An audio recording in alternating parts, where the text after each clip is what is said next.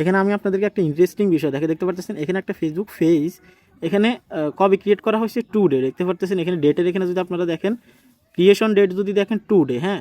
Interesting বিষয় হচ্ছে আজকেই এই ফেজটা ক্রিয়েট করা হয়েছে। এখন আমি যদি আপনাদেরকে একটা জিনিস দেখাই তাহলে আপনাদের মাথা ঘুরে যাবে। আমরা সবাই জানি যে এতদিন যখন আমরা ফেসবুক পেজ খুলবো বা খুলি তখন কিন্তু আমাদের পেজে অনেক ধরনের সমস্যা হয়ে যায়। যেমন আমি আপনাদেরকে এখানে সি ড্যাশবোর্ডে ক্লিক করে দেখাচ্ছি, তারপর মনিটাইজেশনে ক্লিক করে দিব।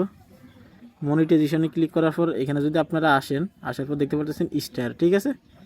স্টারে যদি ক্লিক করে দিই দেখতে পারতেছেন, স্ক্রল ডাউন করবো দেখতে পারতেছেন এখানে ফেসবুক পার্টনার মনিটাইজেশন পলিসিস বা কন্টেন্ট মনিটাইজেশন পলিসিস কিন্তু রিমুভ অর্থাৎ গ্রিন টিক হয়ে গেছে। আপনারা যদি ক্লিয়ারভাবে দেখেন দেখতে পারতেছেন you follow Facebook content monetization policies, অর্থাৎ নতুন কোনো ফেসবুক পেজ যদি আপনি বর্তমানে 2024 এসে খোলেন বা ক্রিয়েট করেন, সাথে সাথে আপনার কন্টেন্ট মনিটাইজেশন পলিসিস এখান থেকে রিমুভ হয়ে যাবে। অর্থাৎ আপনি যদি এখন নতুন পেজ খোলেন এখনই কিন্তু এটা রিমুভ হয়ে যাবে বা গ্রিন টিক কিন্তু চলে আসবে।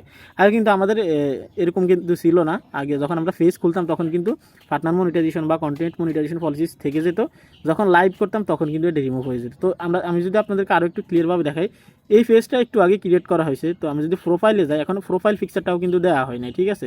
তাহলে আপনারা আরও একটু ক্লিয়ার হয়ে যাবেন। 0 ফলোয়ার্স, ঠিক আছে, দেখতে পারতেছেন এখানে এই পেজটা, হ্যাঁ, 0 লাইকস 0 ফলোয়ার্স, একটু আগে পেজটা ক্রিয়েট করা হয়েছে। তো আশা করি আপনাদের অনেক ভুল ধারণা দূর হয়ে গেছে। বর্তমানে কিন্তু ক্রিয়েট করার সাথে সাথে কিন্তু পলিসি ইস্যু রিমুভ হয়ে যায়।